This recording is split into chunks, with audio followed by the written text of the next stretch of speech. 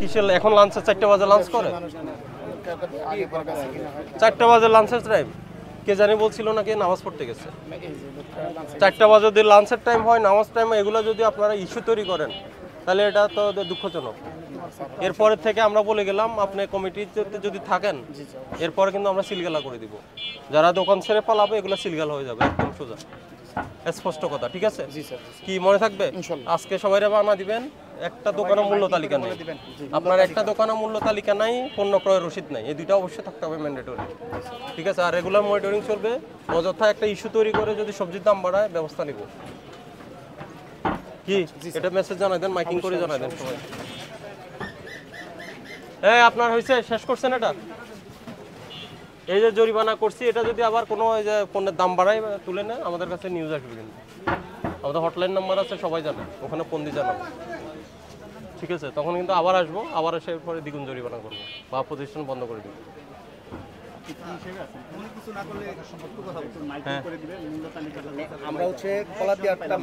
আপনি কলাতিয়া থেকে আনেন, যাত্রাবাড়ির থেকে আনেন, কারণ বাজার থেকে আনেন, কোনো অসুবিধা নাই।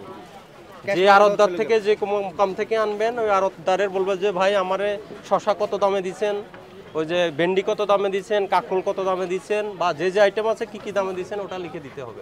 আপনি তাকে টাকা দিচ্ছেন না, টাকা যে আপনি যে লেনদেন করছেন এটা ডকুমেন্টস করি, এটা হলো ক্যাশ মেমো।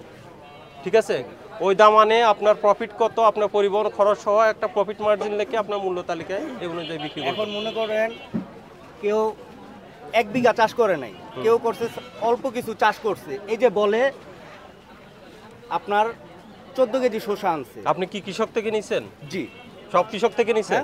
কৃষক থেকে নিছেন? হ্যাঁ, সব কৃষক থেকে নিলে দাম তো আপনার আরো অনেক কম পড়ার কথা। এটা যখন আনছে তোর অনেকে আছে শিক্ষিত, অনেকে আছে মনে করেন মূর্খ। এই যে তাহলে তো আপনার দাম আরো কমবে। কৃষক যে উৎপাদনকারী কৃষক ও তো অনেক কম দামে বিক্রি করে, তারা তো ক্যাশ মেমো আনে না। হ্যাঁ, আপনার তো তাহলে সবগুলোর দাম আরো অন্যগুলোর থেকে অনেক কম হওয়ার কথা। তো একবার এক এক কথা বললে তো হবে না।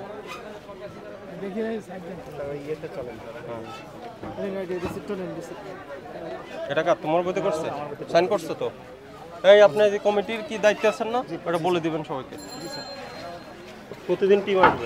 ঠিক আছে,